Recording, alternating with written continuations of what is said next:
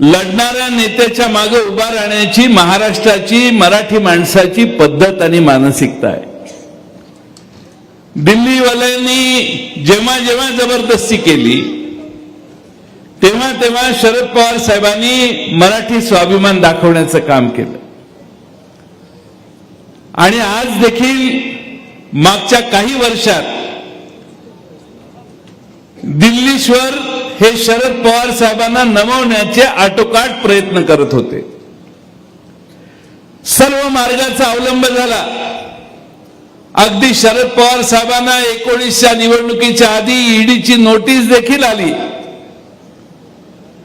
पवार साहेबांना मोडल्यानंतर महाराष्ट्र मोडता येईल अशी भावना या लोकांची होती आणि हा महाराष्ट्र मोडण्याचं काम हे आज नाही सतत 10 वर्ष दिल्लीत बसून काही लोक करतायत आणि म्हणून स्वाभिमानी माणसं आज पुन्हा पवार साहेबांच्या मागे उभी राहिली।